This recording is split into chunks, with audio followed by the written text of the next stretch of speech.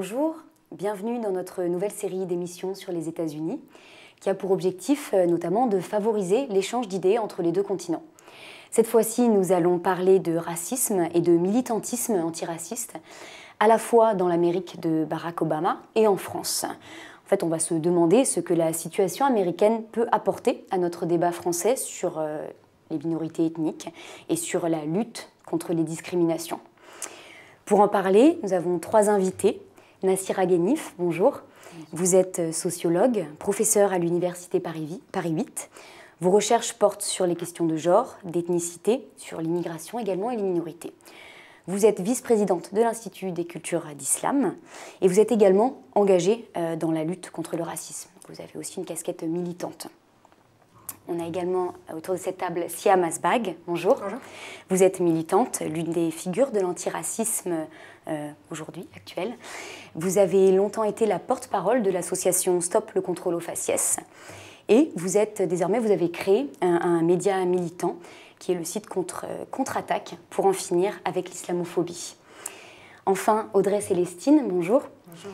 Vous êtes politologue. Vous êtes enseignante chercheuse à l'Université de Lille 3. Vos travaux portent sur les processus de mobilisation des minorités ethniques aux États-Unis, mais aussi en France. Et aujourd'hui, vous travaillez sur le mouvement américain Black Lives Matter.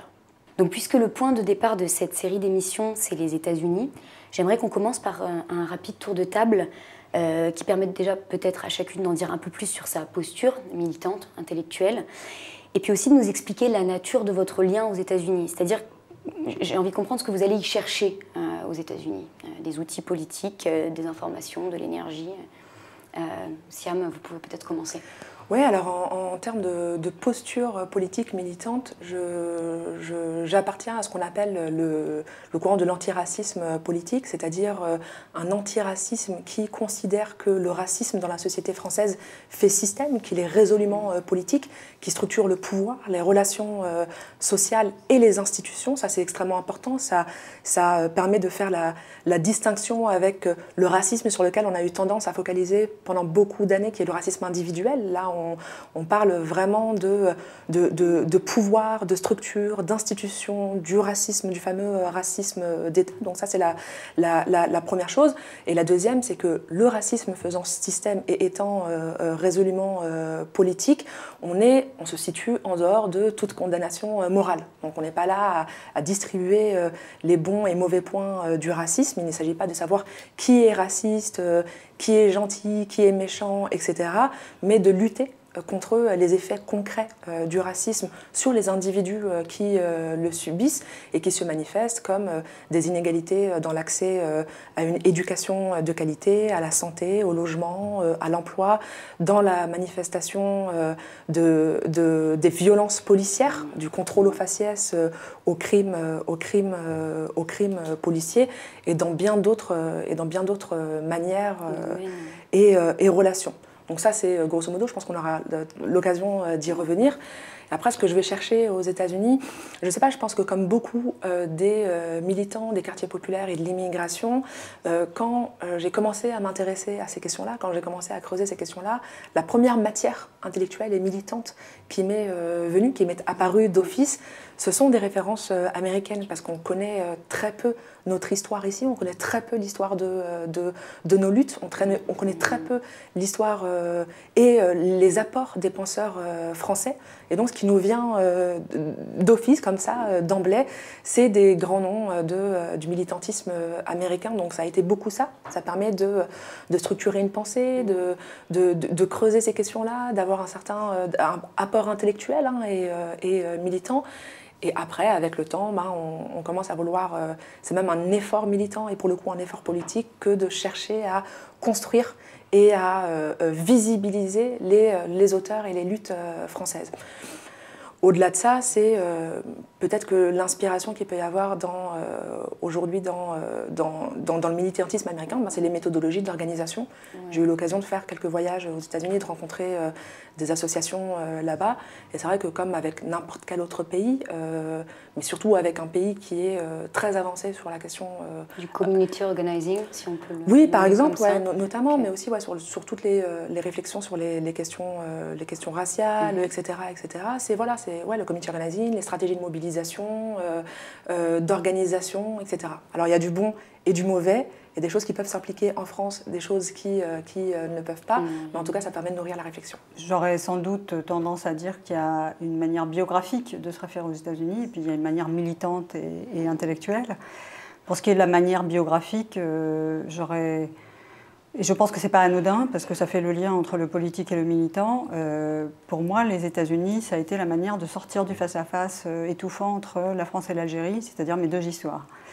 Et pour moi, l'ouverture vers les États-Unis, ça a été à la fois une ouverture linguistique, c'est-à-dire sortir aussi du monolinguisme compulsif francophone, enfin français d'ailleurs, qui consiste à considérer que toute pensée ne peut se formuler et ne s'articuler qu'en français. Donc, et ma langue familiale, qui était l'arabe, était une langue qui était systématiquement disqualifiée. Donc pour moi, le passage par l'anglais a été un passage, une forme de triangulation, comme on dirait en psychanalyse, qui a été absolument essentiel et qui du coup s'est prolongé ensuite dans la lecture de textes, dans la découverte d'auteurs, dans la découverte du pays d'ailleurs, que je n'ai pas faite sur une base militante, mais que j'ai faite comme n'importe quelle petite dame, comme touriste. Mais avec une très forte identification. Donc ça, c'est quelque chose qui fait que la biographie rejoint ensuite le parcours intellectuel et puis le parcours militant, puisque je donnerai peut-être juste deux exemples pour expliquer comment est-ce que les choses se cristallisent à un moment donné. Outre que j'ai fait des séjours réguliers aux États-Unis, j'ai été amenée à enseigner, enfin voilà, ça c'est le parcours universitaire. Ce qui me semble intéressant dans l'approche états-unienne, c'est cette capacité à un moment donné à opérer la cristallisation et la synthèse entre des biographies, des formes d'existence, des positionnements militants et une articulation politique qui devient audible au plus grand nombre. Alors, un exemple qui m'avait particulièrement frappé l'année dernière, juste après la mort de Freddie Gray à Baltimore. Le lendemain, j'étais à Chicago. C'était le hasard le plus complet. Et j'ai appris par un jeune anthropologue que je connais qu'il y avait eu un appel sur Facebook pour se réunir devant le bâtiment qui est en fait le bâtiment central de Headquarters de la police à Chicago, pour manifester en solidarité avec ce qui s'était passé à Baltimore. L'ensemble de l'organisation, la manière dont ça s'est passé, c'est-à-dire que nous étions devant c'était pas un poste de police, hein, c'était un bâtiment qui est celui le plus important à Chicago pour la police. Avec la manière dont ça a été encadré, les propos qui ont été tenus, qui étaient extrêmement violents à l'égard de la police. Hein, parce que, bon, je ne donnerai pas de traduction ici des propos, mais ce sont des mots d'ordre qui sont répétés par toute une foule, et ensuite toute la foule part dans South Chicago, qui était initialement le ghetto noir de Chicago, qui s'est d'ailleurs gentrifié dans une large mesure. Et là, on sent que derrière tout ça, il y a une immense capacité qui s'est construite au fil des décennies, y compris contre le fait que, finalement, les lois qui favorisent les droits civiques et qui sortent donc définitivement des Jim Crow Law et donc de la ségrégation raciale aux États-Unis ne sont toujours pas appliquées. Et que notamment, il y a un état d'esprit aux États-Unis qui fait qu'on continue à considérer effectivement que les Noirs sont suspects à tout point de vue. Donc ça, c'est quelque chose qui est proprement inaudible dans le contexte français, y compris avec le type de mot d'ordre, les jonctions qui sont opérées avec d'autres luttes, les luttes LGBT, les luttes chicana, les luttes palestiniennes. Enfin, il y avait des propos qui étaient tenus dans cette manifestation à Chicago et qui montraient qu'en fait, ça rayonne et ça absorbe ce qui se passe partout ailleurs. Il y a des alliances qui se font de la même manière que, par exemple, je ne sais pas si vous vous souvenez, mais quand il y a eu l'occupation du Parlement du Wisconsin, les militants, enfin les citoyens, s'inspiraient de la place Tahrir et demandaient, en fait, se mettaient en rapport avec ces militants-là pour essayer de comprendre comment il fallait agir. Donc ça, c'est un premier exemple. Le deuxième, il date d'hier soir. C'est un spectacle au cours duquel on remet des distinctions à tout ce que compte la fine fleur états-unienne noire du point de vue de toutes leurs activités. Et il y a eu des prises de parole sur notamment la question de Ferguson, sur la question du racisme structurel, sur la question de la préservation des privilèges blancs. Et ça, c'est le vocabulaire des personnes qui parlaient. Oui. Qui sont absolument impensables lorsqu'on imagine qu'il y a encore un mois ou un mois et demi, nous étions quelques-uns devant le théâtre où allaient être remis les Molières et nous avions des pancartes expliquant que tout ça était très blanc.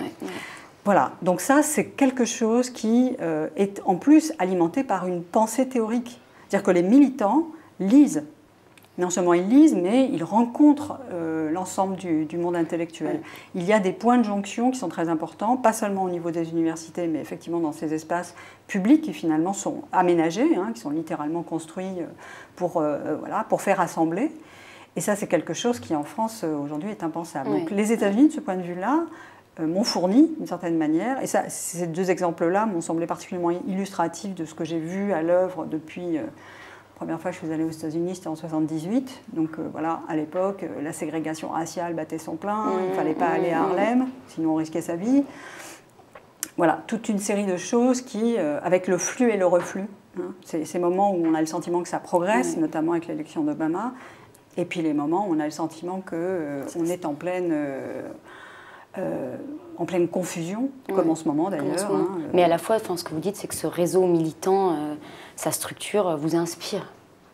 Très clairement. Et puis, c'est vrai aussi que j'ai retrouvé ce ton-là dans mes échanges avec les collègues à l'université, dans différents départements d'ailleurs, parce que finalement, j'interagis beaucoup plus avec des gens qui sont dans des études postcoloniales, en littérature... ou en anthropologie qu'avec des sociologues qui seraient la même formation que moi. D'ailleurs, deux mots avant que je vous donne la parole.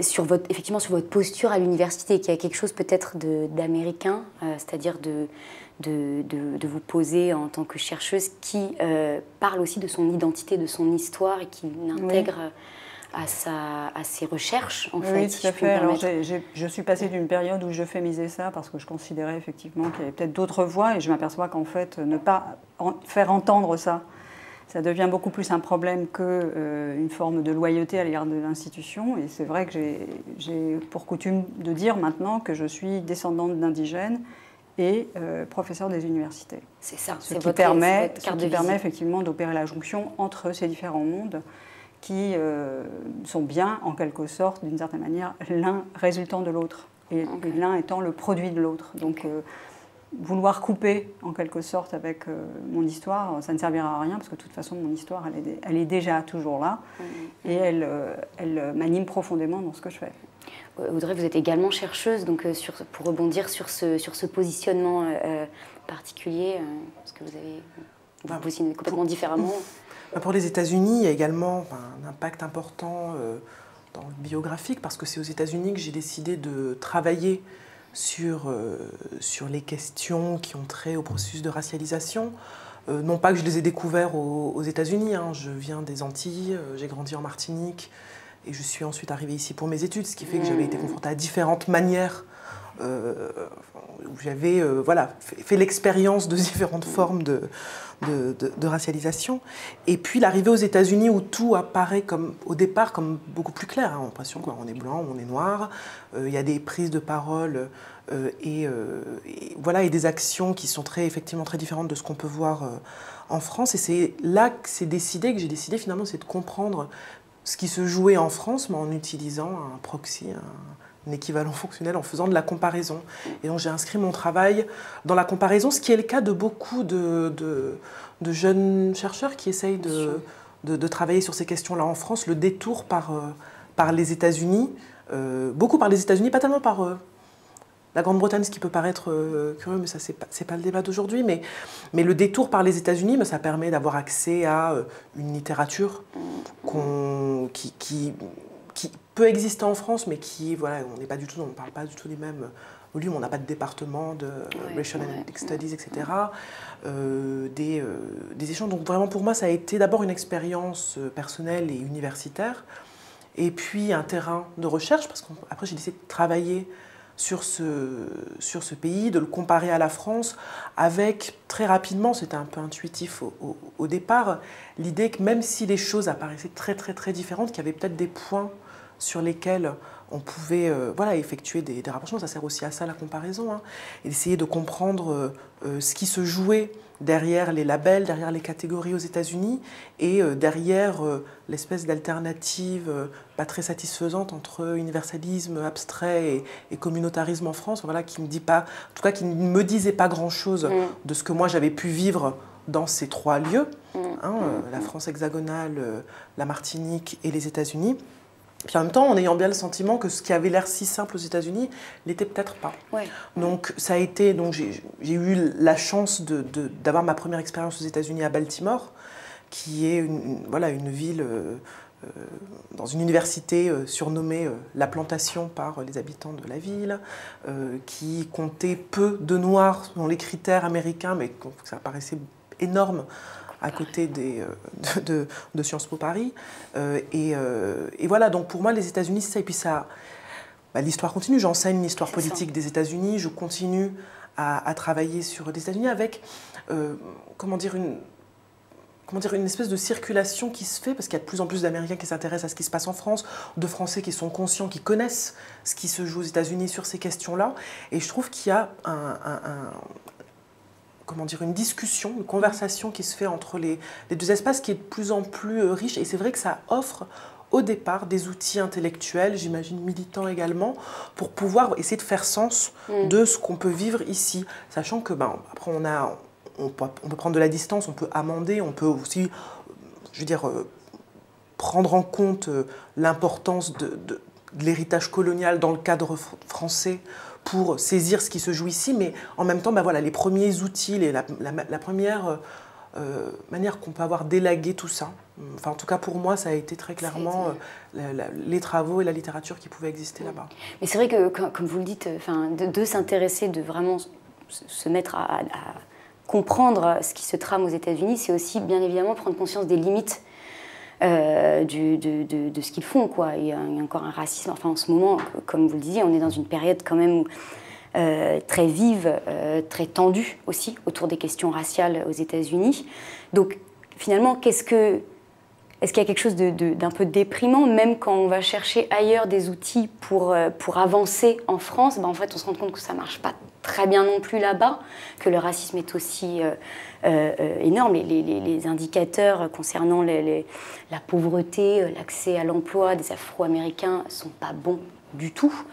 Donc voilà, comment on fait finalement pour trouver des outils qui nous permettent de nourrir le débat français, d'avancer et peut-être d'avoir une réponse française aussi, penser une réponse française à nos problèmes de discrimination et de racisme.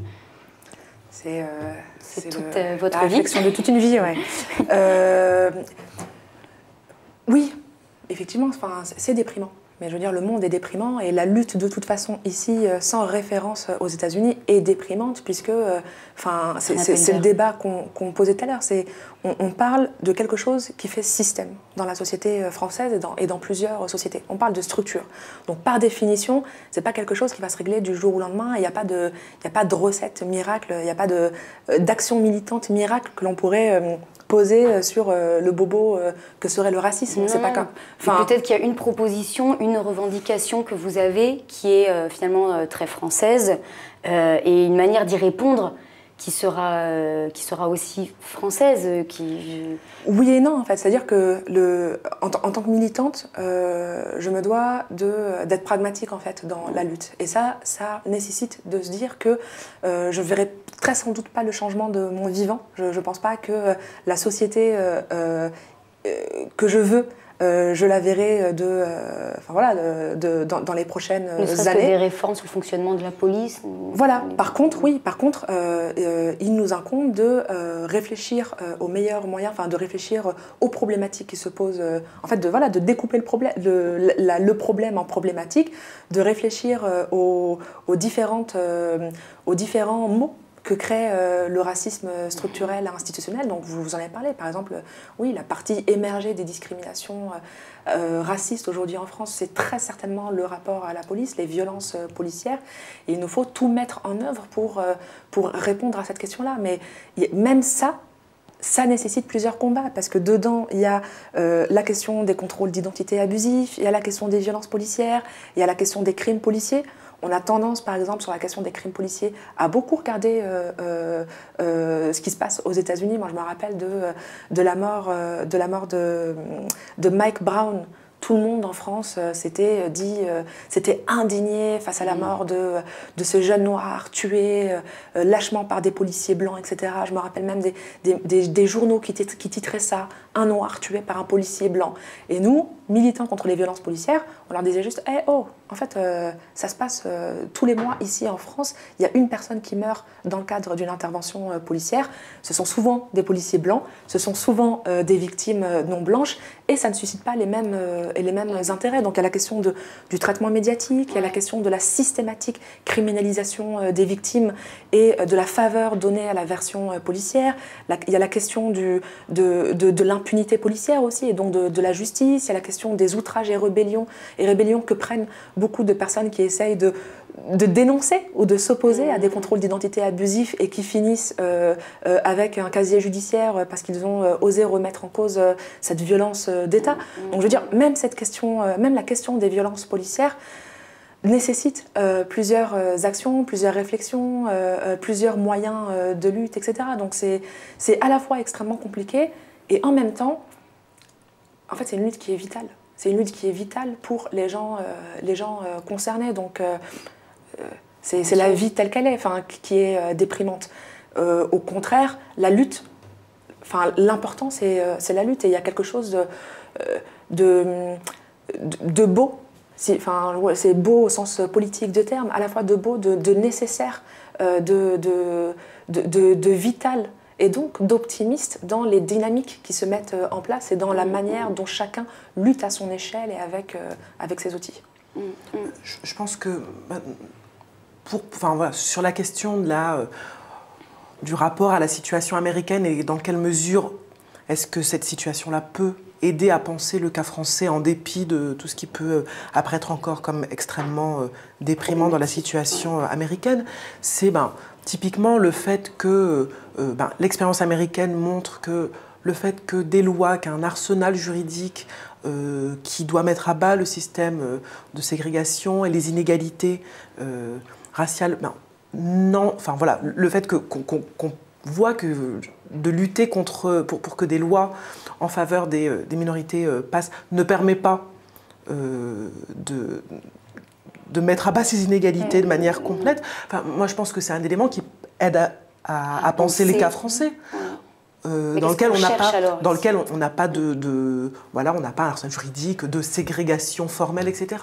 Et du coup, pour pouvoir avoir ce cheminement intellectuel, on peut l'avoir comme ça, mais le fait d'avoir cet exemple américain, puis de voir ce que ça fait au militantisme, ce que ça fait à l'espace militant, ce qui se passe depuis quelques années avec Black Lives Matter notamment, les transformations du militantisme, en même temps l'inscription malgré tout dans un héritage plus ancien, tout ça, je pense que ce sont des éléments qui aident les militants ici, aident les chercheurs à penser aussi ce qui peut se jouer là, précisément parce que on n'est plus dans l'espèce de situation où là-bas c'est très différent, on peut faire des points de jonction parce que moi j'aurais peut-être à la fois, je pense qu'il y a une forme d'optimisme à être capable de se saisir et de comprendre ce qui se joue dans les dynamiques états-uniennes. Et en même temps, moi je pense que la question de la transférabilité de l'expérience états-unienne en France, elle est très épineuse. Et pour tout dire, à mon avis, elle est très mal engagée. Parce que les États-Unis continuent à être le repoussoir, ceux contre lesquels on se définit, y compris en tant que Français, ceux contre quoi on s'inscrit en faux, parce qu'évidemment, il ne faut rien emprunter à ce qui se passe là-bas, parce que tous nos maux ne feraient qu'être aggravés si jamais on se mettait à imiter les Américains. Et c'est quelque chose qui est vraiment distillé de façon complètement routinière maintenant, dans les médias, partout. Il y a une espèce d'ailleurs de patriotisme français qui consiste à passer son temps à dire qu'on n'est pas les États-Unis. Si des fois ça avait échappé à certains, il faut le rappeler, la France n'est pas les États-Unis. Donc, et ça se joue aussi, et là je parle plutôt pour les sciences sociales, en France, très clairement, dans l'espace universitaire. C'est-à-dire qu'il y a une manière de dire, par exemple, il n'est pas question de faire du comptage comme on le fait aux États-Unis, il n'est pas question de proposer, il n'est pas question de proposer aux personnes de faire de l'autonomination et de l'autodéclaration, parce que vous comprenez, tout ça, ça va nous entraîner sur des pentes qu'on n'arrivera pas à remonter, comme si en fait le fait de cerner l'espace de constitution d'expression et de production de la race, puisque c'est ce que fait la société française, elle produit de la race en fait, hein, et donc ça a des implications, ça produit du racisme, ça produit des discriminations, ça produit des frustrations. La race comme construit social. Oui, ça produit, littéralement. Voilà, il y a une espèce de... Il y a des institutions, il y a toute une série de mécanismes qui ne sont pas forcément institutionnalisés, qui sont aussi métabolisés dans la société française, qui produisent de la race. Et c'est parce qu'il y a de la production de la race qu'il y a du racisme. Et non pas l'inverse. Hein. Il y a beaucoup de personnes qui considèrent qu'on peut tout à fait parler du racisme sans parler de la race.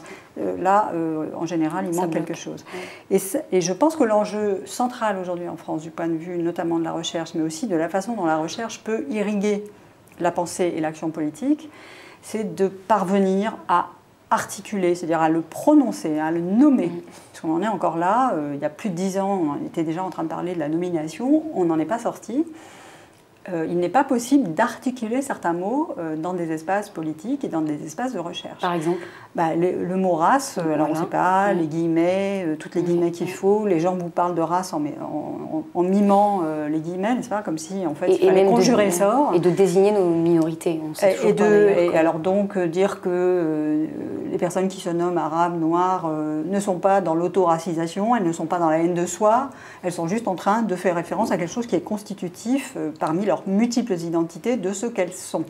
Et donc, rien que ça, rien que ces petits détails qui n'en sont pas, ça nous permet de voir à quel point est-ce qu'en fait, c'est un terrain miné, et c'est un terrain qui est une chasse gardée. C'est-à-dire qu'en fait, il y a aujourd'hui des espaces qui sont considérés comme étant légitimes à parler de ces questions-là, et à rappeler, comme ça se fait toutes les semaines dans tous les colloques en France, il y en avait un encore récemment, où on expliquait très doctement, ça venait de Sciences Po, je ne sais pas si c'est un hasard ou pas, qu'il n'est pas nécessaire en France d'opérer un repérage des discriminations sur une base raciale, puisqu'en fait il suffit de repérer les personnes qui sont les plus pauvres et de les repérer en termes géographiques, donc périphérie, ségrégée, etc., pour régler le problème.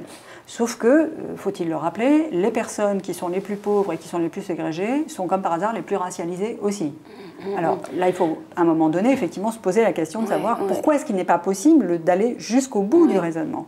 J'aimerais qu'on y revienne finalement l'articulation entre questions raciales, questions sociales. Il me semble. Alors, juste sur ce point-là, moi, je crois qu'il y a quelque chose qu'il ne faut pas... ça a été discuté d'une certaine manière. Pour ma part, j'ai tendance à considérer que la question sociale est toujours une question raciale. Il y a toujours un précédent racial qui va faire que la question sociale va soit émerger, soit elle ne va pas émerger. Dès que vous êtes racialisé, il y a peu de chances qu'on s'intéresse à vos droits sociaux. Il y a peu de chances que vous participiez d'une dynamique sociale, quelle qu'elle soit. Par contre, il y a de fortes chances pour que la racialisation conduise à une oppression et à une surexploitation, y compris d'ailleurs par l'absence de travail, parce que c'est la meilleure manière aussi de considérer que les personnes qui ne sont pas comme soi ou comme nous n'ont pas légitimement accès, par exemple, à un emploi. Donc ça, le logement, enfin l'éducation avec les orientations à la baisse, etc. Donc c'est un mécanisme qui est éminemment puissant et qui, à mon avis, n'est pas différent de la question sociale. Il y a une sorte d'imbrication que l'on ne peut pas défaire, d'un point de vue analytique peut-être, mais du point de vue pratique et de la façon dont ça opère, la question sociale est toujours déjà une question raciale. On en vient à la question sur le camp d'été que vous organisez cet été, qui doit permettre, vous l'expliquerez mieux que moi, mais qui doit permettre à des personnes s'estimant victimes du racisme d'être entre elles, de parler. Et la polémique est née autour de cette initiative du fait que vous avez demandé à ce que seulement des personnes se pensant victimes du racisme, et donc pas de blancs, soient présents. Donc j'aimerais qu'on en parle, non pas de la polémique, mais peut-être du pourquoi vous avez fait ce choix-là. Et, encore une fois, la question que ça pose sur à qui vous tendez la main pour grandir, pour que le réseau militant grandisse et pour qu'éventuellement le débat avance. Je vais prendre la question dans l'autre sens en fait, parce que ça me permettra de faire la jonction avec ce qui vient d'être dit. En fait, moi je trouve ça assez marrant, parce que je rigole beaucoup, en fait, systématiquement, on pose la question de l'articulation avec la lutte des classes aux militants antiracistes et jamais dans le sens inverse. C'est-à-dire qu'il y a toujours une volonté de venir occulter, ou en tout cas estomper, le combat antiraciste et de lui accoler la lutte des classes, comme si nous, militants antiracistes, nous ne traitions pas de la question sociale, et comme si... Non, mais je sais que ce n'est pas votre volonté, mais c'est aujourd'hui ce qu'on retrouve un peu dans le débat français entre l'antiracisme politique et... Je pense que c'est pour vous lier au parti de gauche, en fait. Hein, oui, c'est ça, et cette gauche française qui voudrait faire un pas vers nous, mais parce que, vous comprenez, c'est difficile, parce que comme on parle de race, c'est pas super cool, etc., etc. Et la vraie question, moi, que j'aimerais poser, enfin, la vraie question qu'on devrait poser, c'est à cette gauche-là. C'est à cette gauche-là qu'il faut demander d'articuler la question sociale à la question raciale. Nous, par définition, et Nassira l'a très bien rappelé, la question raciale est par définition, si on parle de la question sociale en termes socio-économique, et par définition, la question raciale, aujourd'hui, les racisés en France, évidemment que c'est une question que les critères socio-économiques sont extrêmement importants. Donc la question raciale est irriguée par la question sociale et vice-versa. Sauf que ce n'est pas à nous qu'il faut venir demander l'articulation, c'est à ceux qui ne la font pas. Et c'est à ceux qui transforment cette volonté, cette injonction à l'articulation en une subordination. En fait, ce qu'on nous demande, ce n'est pas d'articuler la question sociale à la question raciale. Ce qu'on nous demande, et ce que ça révèle, c'est mettez un petit peu de côté la question raciale et venez vers nous. Non. En fait, non, ça ne va pas se passer comme ça. Mais ça, c'est une vraie différence avec d'autres générations de militants antiracistes qui ont tenté de créer des alliances qui ont été récupérées parfois par les partis, notamment le Parti socialiste. Vous êtes en rupture, et pas seulement, vous êtes en rupture avec ça. Le Parti socialiste et les grands partis, les partis tout court d'ailleurs. Alors, le Parti socialiste en premier point, oui. À vie, et les autres de toute façon aussi. Mais oui, mais c'est pas une manière de se couper l'herbe sous le pied. Mais non, pas du tout. C'est une manière de poser un débat pour les politiques sur des questions qui nous semblent essentielles, vitales et absolument nécessaires. Si on continue à être dans la négociation de nos revendications politiques n'avanceront pas. Donc ce qu'on dit, c'est mais qui aujourd'hui est fermé aux alliés? Moi j'ai envie de vous dire, mais qui viennent tous dans mes bras les alliés. Quel type d'alliés? Mais tous les alliés qui veulent, tous les alliés qui sont d'accord avec nos combats et qui veulent une société plus juste, plus égalitaire, qui veulent mettre à bas le capitalisme, le racisme, etc., sont les bienvenus. Est-ce que nous, pour qui, encore une fois, ces questions-là, c'est pas, on ne lutte pas pour le plaisir, contrairement à certains. Ce sont des questions vitales et ce sont des luttes obligatoires. Est-ce que nous allons nous priver d'alliances? Non, pas du tout. Parce que nous n'avons pas le luxe de nous priver d'alliances. Donc tout le monde est bienvenu. Le seul préalable, c'est de se mettre d'accord sur les points sur lesquels nous ne dérogerons pas. Et ces questions-là, la question du racisme structurel, la question des violences policières, la question du racisme d'État, la question de l'impérialisme, la question de l'islamophobie, et vous faites bien de le souligner parce que c'est souvent le point de divergence. Tout ça, nous ne dérogerons pas dessus. Et il est hors de question qu'on mette ça de côté pour faire alliance avec des partis politiques ou des syndicats qui nous demandent de laisser une partie de nous et une partie des oppressions que nous vivons de côté. Donc ça, c'est important. Ensuite, sur la question du camp d'été décolonial, oui, alors je co-organise effectivement le camp d'été décolonial avec Fania Noël. Il nous a semblé important de le faire en non-mixité politique. Pourquoi? Parce que nous estimons que nous avons besoin d'espace, de moments pour nous retrouver, pour construire une réflexion politique sur les sujets qui nous concernent. Quand je dis nous, c'est descendants de l'immigration postcoloniale, racisés, personnes subissant le racisme. Donc, pour construire une réflexion politique, pour pouvoir libérer la parole aussi, pour pouvoir exprimer ce que l'on vit, faire des retours d'expérience, pouvoir se livrer sans peur d'être jugé, sans peur d'être incompris, sans nécessité de faire attention à l'ego ou au ressentiment ou à la mauvaise compréhension d'un tel ou d'une telle, sans avoir à survaloriser la parole blanche, parce que c'est ça aussi ce qui se passe dans des espaces antiracistes dans lesquels nous avons l'habitude d'être. C'est que, par exemple, un blanc qui va tenir une posture antiraciste va être plus facilement encensé qu'un arabe ou un noir ou un rome qui aurait tenu la même parole. Ça, c'est quelque chose que vous avez vécu lors d'assemblées. Mais c'est des choses qu'on... C'est tout le temps. C'est la routine, ça. Et je pense que par exemple, dans le milieu... Par exemple, en milieu universitaire... Et dans le milieu universitaire, c'est pareil. La parole blanche... Je n'ai aucun mérite à... D'ailleurs, je suis même assez suspecte d'embrasser un certain nombre de questions et de les traiter théoriquement et épistémologiquement dans mes enseignements. Alors, tant que ça reste dans mes enseignements, ça va, mais si je fais sortir ça de l'espace académique et si à un moment donné ça se traduit en termes de militance, c'est très suspect. Un enseignant blanc qui fait la même chose que moi, on va considérer qu'en fait il fait preuve de mansuétude, de grande générosité intellectuelle, d'humanisme, et que donc il est courageux. Moi je ne suis pas courageuse, je suis juste d'une certaine manière habitée et déterminée. Et oui, voilà, c'est le Angry Black Woman, hein, ou alors la Killjoy, hein, c'est celle qui gâche l'ambiance tout le temps.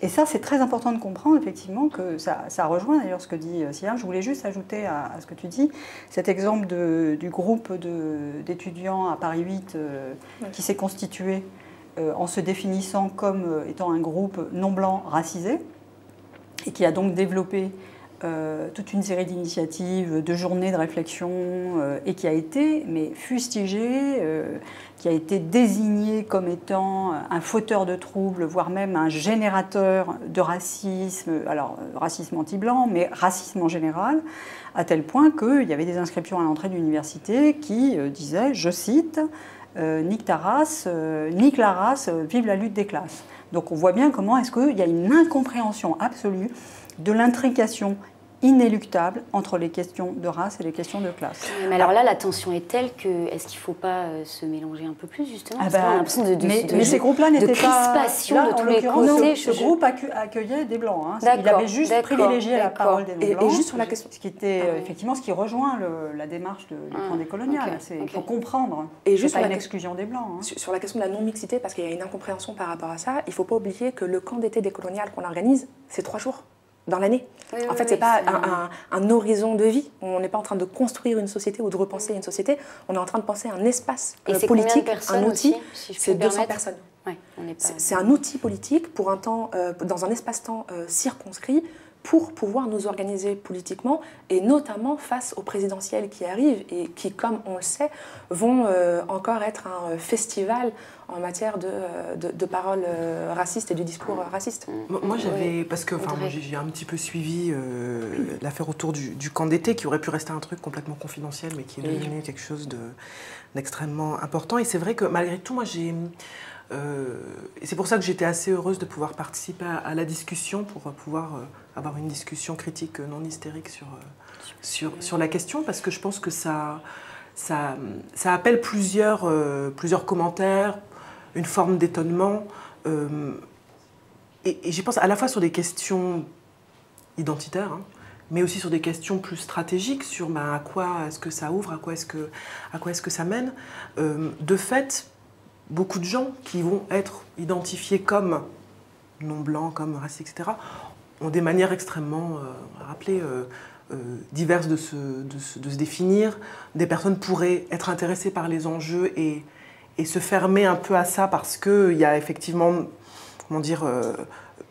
des manières non fixées de dire qui on est, qu'on ne subit pas les effets du racisme exactement de la même manière selon d'où on est, d'où on part, qu'une femme maghrébine voilée ne va pas subir la même chose qu'un homme antillais, etc. Et je pense que ça, ce n'est pas des questions, des petites questions, je pense que c'est vraiment des questions qui sont fortes, qui traversent notamment chez tous les gamins qui ont un parent blanc, un parent pas blanc. Et que comment est-ce qu'on leur parle? Comment est-ce qu'on peut parler aux parents, à un parent, quand on est parent blanc, parent identifié comme blanc d'un enfant qui est racisé, et qu'on veut des armes pour justement pouvoir se battre, et qu'en même temps on se dit, ah ben mince, la transcription qu'on a dans les médias, c'est que ça, c'est pas un espace qui nous est ouvert. C'est un peu plus compliqué que ça, je le comprends bien. Mais je pense que, d'un point de vue pour la lutte antiraciste, c'est des enjeux qu'il faut vraiment prendre à bras-le-corps, parce que fait-on du fait qu'on est malgré tout dans des accommodements un peu quotidiens, qu'on est sans être complètement aliéné, où on est de fait, je sais que dans le procès de l'antiracisme, il y a quelques jours, vous évoquiez le fameux tonton blanc qui fait des blagues racisées, que c'est pas ça l'objectif, mais le truc c'est que le tonton, c'est peut-être un tonton d'un racisé aussi. C'est ça la situation en fait de la France. Et comment c'était multiculturelle, mixte quoi, de métissage, une société où, française métissée, où c'est parfois compliqué. C'est pas tout noir ou tout blanc, c'est ça que tu es. Oui, et où on peut être comme dans une affirmation d'une identité noire, mais qui ne veut pas exactement dire la même chose qu'une personne qui a une autre trajectoire, où on subit de plein fouet le racisme, la parole qui est complètement libérée, et on voit qu'il y a des choses qui bougent, et où en même temps on se dit... Et ce n'est pas juste une question d'alliance avec des organisations politiques, je parle parce qu'il y a la perspective structurelle, systémique de ce nouvel antiracisme, et en même temps, clairement, l'individu, il est super important. Il y a toute cette idée d'éducation à toutes ces questions-là, parce que j'ai lu les trucs sur le camp d'été. Mais du coup, je trouve que c'est essentiel de parvenir à prendre en compte l'ensemble des accommodements dans lesquels sont pris tout un tas de gens. Enfin, jusqu'à présent, il n'y a rien de nu. Il n'y a eu que des structurations, des formes d'organisation qui ont visé à minimiser la question raciste et raciale. Systématiquement, donc, ça justifie l'existence de ces espaces. De façon structurelle en plus. C'est-à-dire que ces espaces d'accommodement-là, jusqu'à présent, ce qu'on a vu avec une rhétorique de lutte contre le communautarisme, de lutte contre les ennemis de la laïcité, puisque ça fait partie de la même chose, de lutte contre l'universalisme, de lutte contre les valeurs, et je ne parle même pas de la façon dont aujourd'hui on combine le terrorisme avec l'état d'urgence et la lutte contre la loi travail. C'est une espèce d'état de confusion qu'on a atteint qui est proprement ahurissant, qui fait que ces espaces-là, même si tout le monde les attend, rien n'a jamais été fait pour réussir à les ménager. Donc, à un moment donné, celles et ceux qui considèrent que ce sont des personnes qui sont confrontées systématiquement, quotidiennement, et de façon tellement routinisée que c'est devenu complètement invisible, à des formes d'agression et d'humiliation qui les déstructurent, qui les détruisent. Enfin, il y a des personnes qui ne se remettent pas. Ça. Il y a des générations entières où on peut voir des biographies de personnes qui ne se sont pas remises du climat raciste dans lequel elles ont vécu, sans parler de celles qui en meurent. Hein. Donc, face à cela, soit on considère qu'à un moment donné, on va réussir à réformer les esprits et on va réussir à faire comprendre qu'il va falloir trouver des espaces d'accommodement, alors sur le mode canadien, québécois, peu importe, soit, sachant que le constat qui est fait depuis la marche de 1983, pour ne prendre que ce repère-là, c'est que rien n'a été fait et que tout a été fait pour minimiser et pour dépolitiser l'enjeu de la racialisation en France. Aujourd'hui, il ne reste pas tellement d'alternatives, sachant que la gauche est complètement vérolée par un discours raciste, qui est complètement assumé. C'est-à-dire C'est-à-dire que l'islamophobie n'est plus combattue à gauche. Okay. Ou alors il faudrait qu'elle le devienne, mais elle ne l'est pas. La négrophobie n'est pas combattue, le racisme anti-arabe ne l'est pas. Elle est même imposée pour l'islamophobie par les partis de gauche. Et puis, donc, il y a eu quand même 10 ans au cours desquels on a vu qu'il y avait des accommodements, justement, dans l'autre sens. Il y avait des compromissions avec des postures racistes qui n'auraient pas dû se trouver... des gens dans leur vie quotidienne, je parle pas des espaces, parce que les espaces qui soient... Mais les compromissions, il y a des accommodements, il y a des espaces d'accommodement qui auraient dû être viabilisés depuis très longtemps, et ça n'a pas été fait. Sauf à considérer qu'effectivement, on est dans une logique de résistance perpétuelle. L'État n'a jamais fait son affaire de ces questions-là. Il a toujours saupoudré des mesures qui sont complètement inoffensives et qui ont une totale innocuité sur les dynamiques, parce que la vraie question n'est pas posée. Qu'est-ce qui, au sein même de l'État, continue à être traversé et structuré par des logiques racistes? On va devoir clore ce débat, et clairement ça indique qu'il y a non seulement des désaccords, mais ça c'est très intéressant, mais aussi une quête de solution qui n'est pas encore très claire. Peut-être qu'il y en a une de vous qui peut conclure en donnant une idée qu'une institution culturelle, politique ou autre en France pourrait faire et qui vous paraîtrait comme une avancée dans la lutte contre les discriminations. En 2 mots, moi, je dirais alors s'il faut viser des institutions, etc., je dirais à la gauche, réveillez-vous sur ces questions-là, et surtout, puisque je ne pense pas que le changement viendra du haut des institutions, je dirais aux concernés, organisez-vous, organisons-nous. Merci Siam Asbagh, merci Nassira Aghanif, merci Audrey Célestine pour votre présence, et à très bientôt pour une nouvelle émission sur les États-Unis.